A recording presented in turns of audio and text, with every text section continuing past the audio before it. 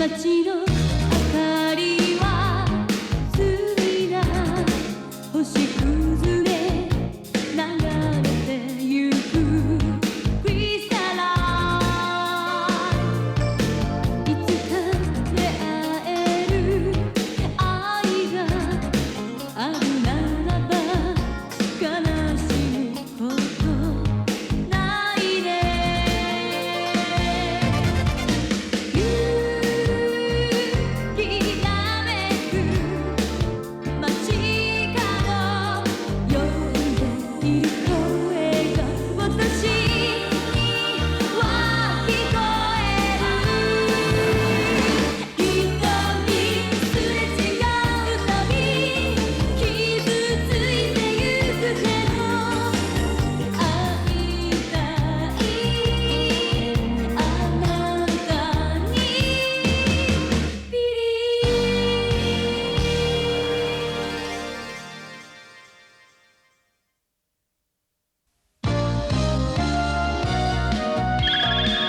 出汁の秘密。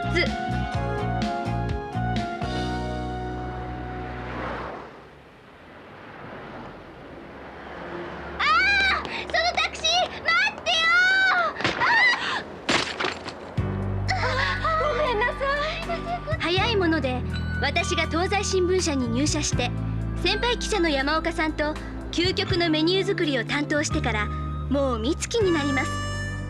でもこの仕事やればやるほど難しくって、今更ながら食文化の幅広さと奥行きの深さに驚いている今日この頃です。どうもすいませんでした。行っちゃったか。あら、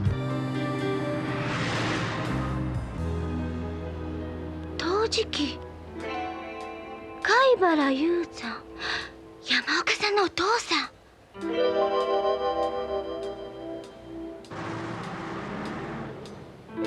貝原雄山の作ったお皿。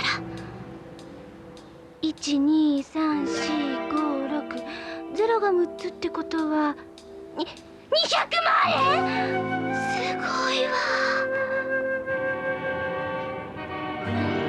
はい、またよろしくお願いいたします。お待たせしました、田畑さん。写真受け取ってきました。ラッキー、ありがとう。ちょうど今欲しかったところなのよ。ご苦労様。間に合った。おい、栗田君。はい。何でしょうか。大原社主がお呼びだ。すぐ行ってくれたまい。究極のメニューのこと。だったら山岡さんは。どうした？部長もお待ちかねなんだから早く行きたまえ。どこ行っちゃったのかしらまた。山岡さん。ダメ。山岡はいいんだ。いいんだよ。山岡はいいんだ。大原社主は君一人に御用なんだ。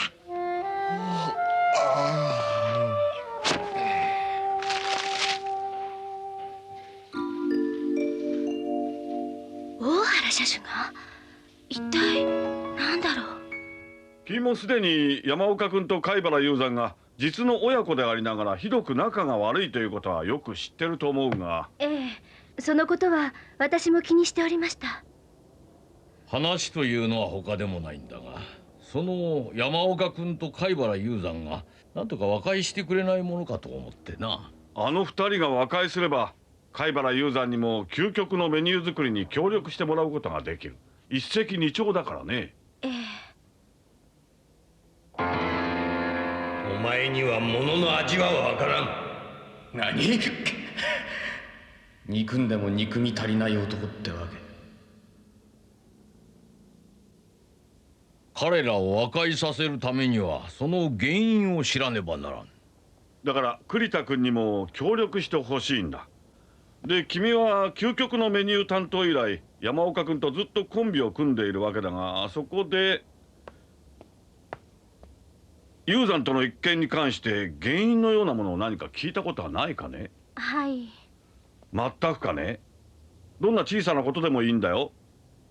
山岡さんはご家庭に関することなんか一言も、それどころか仕事に必要なこともろくに話してくれないんです。そうか。いや、だったらいい。ありがとう。忙しいところすまなかった。でも何か耳にしたら教えてくれたまえ。ちょっとしたことでもいいからね。はい、これから注意しておきます。どうもすみません。いや別に謝ることはない。もう席に戻ってもいいよ。失礼します。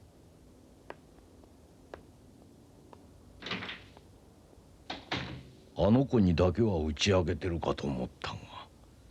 親子の対立は相当根が深いようですな。やはり和解など無理では。しかし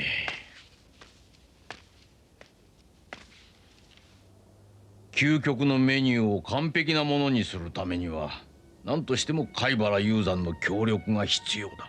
それは私もそう思いますが。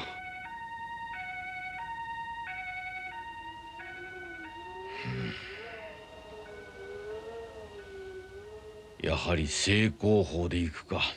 正攻法？私が直接貝原雄山に会って腹を割って話してみよう。君は山岡君の方を頼む。はい。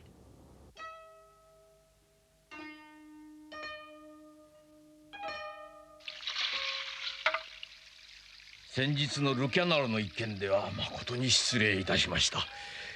それにしても貝原先生の息子さんがあの山岡というのは世間は狭いですな。驚きました。もっと早くに奴のことが分かっておれば入社前に叩き出すようあなたにお願いしたんだが。その件ですが貝原先生、なんとか山岡君と和解していただけんもんでしょうか。貝原先生は画家であり陶芸家であられる。そして同時に美食クラブの主催者としても有名でいらっしゃる。この際その先生のご協力を願えれば究極のメニュー作りも成功間違いなしと思うのです。バカバカしい。四郎に究極のメニュー作りなどという大仕事のできるわけがない。鋭敏な味覚どころか奴は私から聞きかじったことを受け売りしているに過ぎん。それに私はあの男を死んでも許さん。奴が家を飛び出す前に一体私に何をしたかあんた知っとるのかね。いや、彼は何をしたんです？なんだって貝原雄山の絵画や陶器を残らずぶち壊したっていうのか。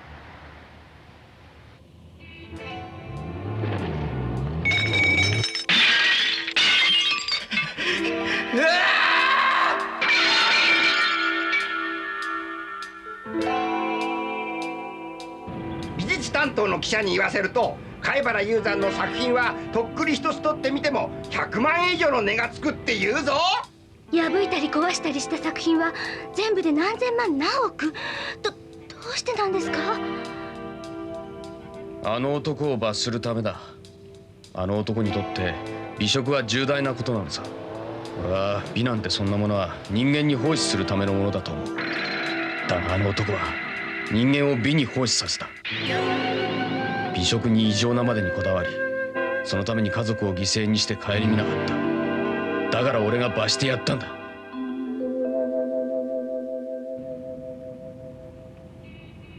貝原雄山の料理好き帝王のような味覚は天性のものと言える。それが高じて美食クラブを創立し主催するようになった。美食クラブ。我々には無縁の世界だな。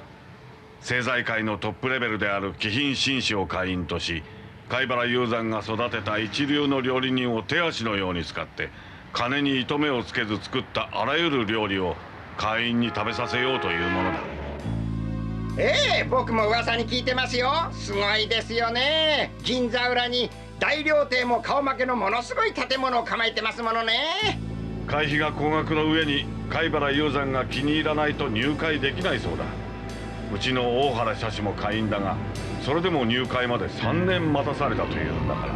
会員というだけで名誉なんですね。そらもう大変な名誉だよ。くだらん。そんなのは低劣な俗物根性だ。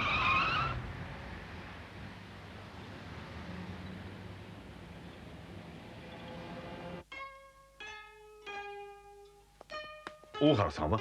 はい、お見えになっておられます。さあ、どうぞこちらに。社主は今別室で他のお客さんと会っておられる。来られるまで我々も勝手にやらせてもらおう。うわー、すごいですな。赤坂の花山といえば料理がうまいので有名だからね。究極のメニュー作りに取り組む君たちに社主がこうして激励会まで開いてくださるんだから、二人とも頑張ってくれたまえよ。はい。あら、大原社主の他にどなたかいらっしゃるんですか？いや、どうなのかな。そうですか。そんなことが終わりとは。奴が土下座してきても私は許す気などさらさらない。お上を呼べ。はい。四郎はもはや私の息子でも何でもない。奴が何か問題を起こしたとしても私は一切関係ありませんからな。いや、それはもう。なんだこの店は。何か不都合なことが。だから私は食事に呼ばれるのが嫌なんだ。人を呼んでおいてこんなものを食わせるとは。はい、お呼びでございますか。お上、私が誰だか知らぬわけではあるまい。はい、もちろんこの世界で貝原先生を存じ上げない者はおりません。そうか、美食クラブを主催する貝原雄山と知りながらこんなものを出したのか。この私も舐められたもんだ。ここの料理人は出汁の取り方も知らんのか。なんだこの吸い物は。まるで飲めたもんじゃない。魚の煮物もそうだ。煮汁の出汁がまるでなっとらん。食い直してこい。はい、ただいますぐに。大原さん、こんな店のものをうまいと思ってるようじゃ美食クラブの会員になってる資格はありませんぞ。しかしこの店はもっとうまかったはずなんですが。さすが一流の料亭だ。実にうまかったですな。私の舌が変に肥えてきたのかしら。そんなに美味しくは感じなかったわ。大原社主遅いな。ちょっとお上を呼んでくれないか。はい。長引いているということは貝原先生とはうまくいってないのか。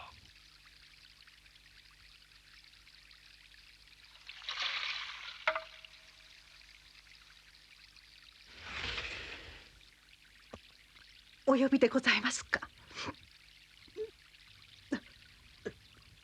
どうしたんだお上、泣いたりして。申し訳ございません。こんなみっともない姿をお見せして。どうした、何かあったのかい？それがお恥ずかしい話でございまして。いいから聞こうじゃないか。はい、実は厳しいお客様がいらっしゃって、吸い物と魚の煮物がお口に合わず2度作り直してお持ちしたんですが、それでもお気に召さずもう一度作り直してこいとおっしゃるんです。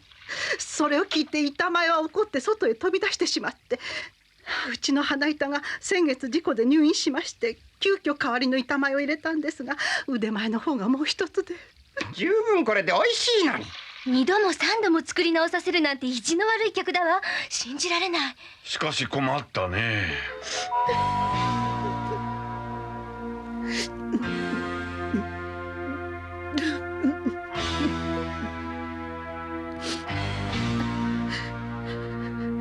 俺の母親がいつもこうだったよ。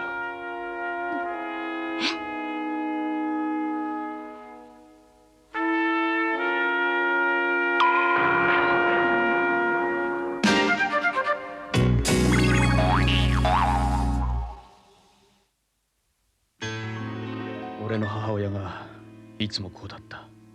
美食家の親父だ。うちでの食事も難しいことはあいつの周りにいた釜場の職人やお手伝いたちなら誰でもよく知ってる。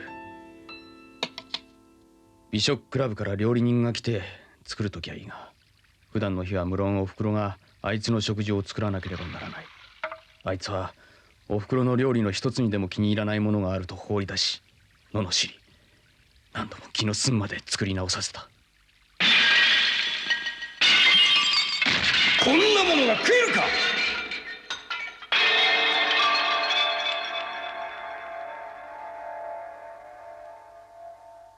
そんな、それじゃお母さんがかわいそう。ひどい話だね。ちょっと想像もつかないよ。よーし、おかみ、あんたを泣かせるようなひどい客はこの俺が叩き出してやる。トミー君、部長、この場はお任せください。あっちあっちもうあっち、もう大丈夫ですか。もうダメ。あっちってダメやもう。おかみ、板場に案内してくれないか。俺が板前の代わりをやろお客様がでもとても素人の方には。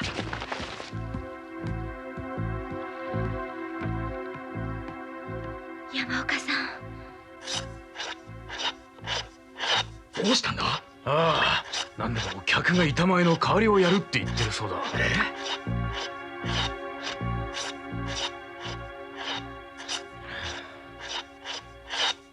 この削り器ではダメだ。これじゃあ鰹節がきれいにかけるわけがない。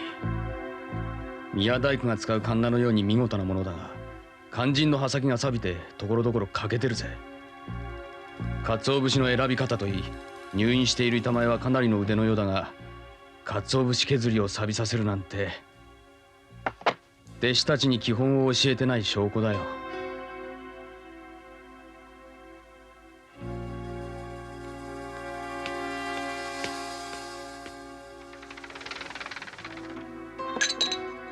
タンブラーなんてどうするつもりだ。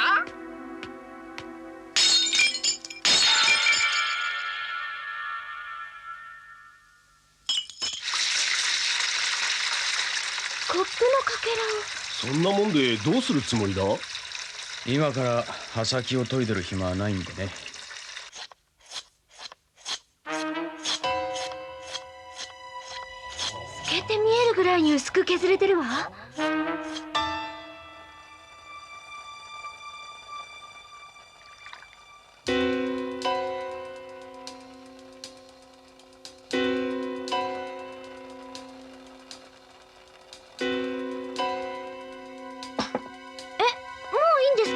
ひと煮立ちする寸前に火から下ろしてしまって。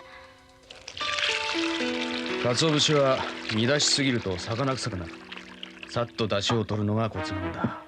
そのためできるだけ薄くきれいにかく。これが吸い物に使う出汁だ。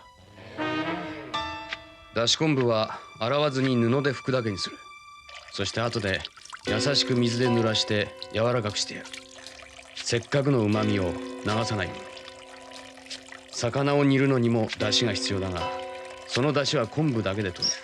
鰹節を使っちゃいけない。魚の味が2つ重なることになるからな。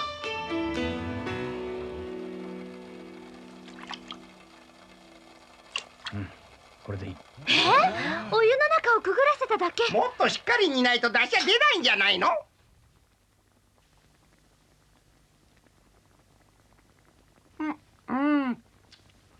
これ味があるんかね。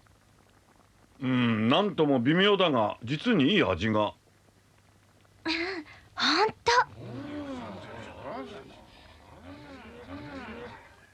東西新聞の社主というから少しはマシなものを食べさせるかと思えば、こんな料亭のくず料理をありがたがっているとはな。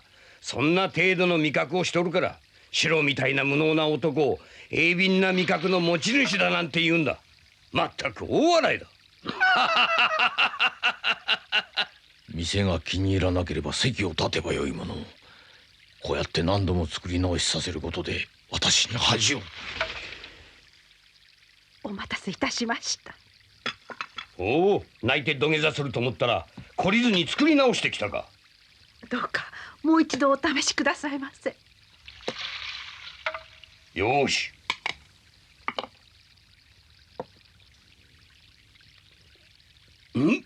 これはさっきとまるで味が違う。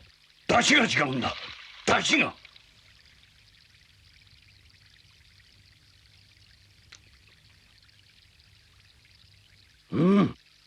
カツオの出汁の取り方は完璧だ。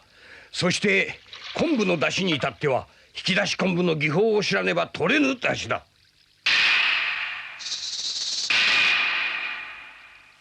板前が変わったな。はい。どんな板前だ。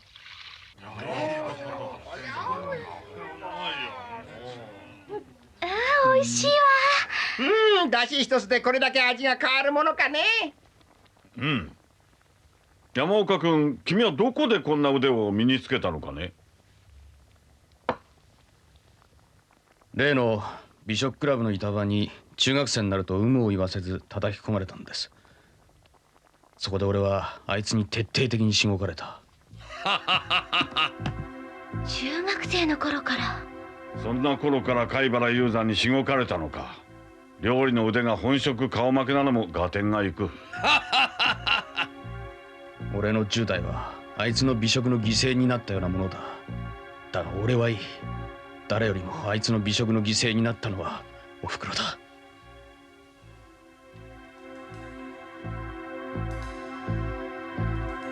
絶えずあいつの叱責に忍従を強いられたおふくろは死ぬまで気の休まる間もなかったろうさ。おふくろを殺したのは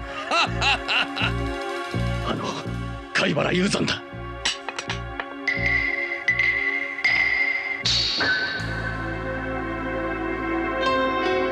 まったくあれだけの出汁を取れるとは大した腕前だ。どんな板前か顔が見たいもんだ。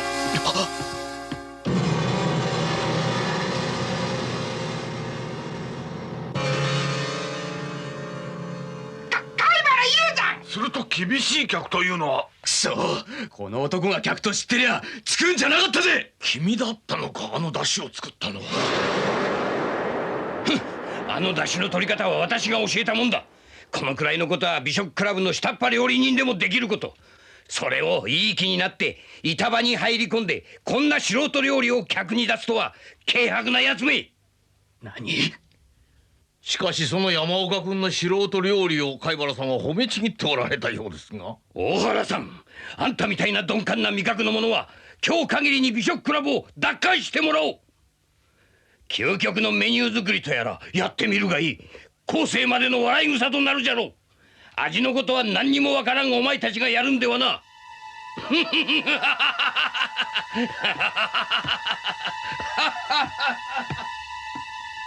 まるで美食の鬼のような人。自分の美食のためには人をいたわる心なんかこれっぽっちもないんだわ。どうやら2人の対立は我々には解消しうるところではないようですな。でも今日も山岡が一本取ったぞ。貝原雄山なんか恐るるに足らずだ。いや、俺はまだあの男の手のひらの中にいる。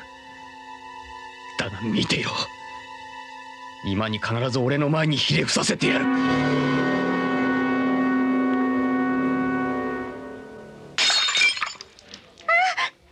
さい。ほらほら気をつけて。栗田君、ちょっと破片もらうよ。あ、副部長。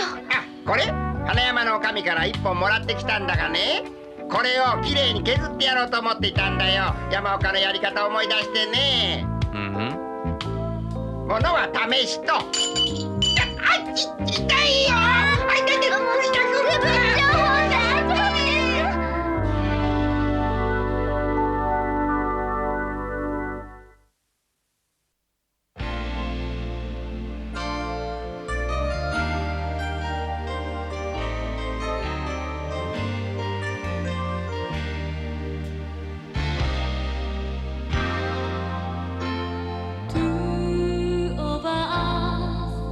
昨日よりいつ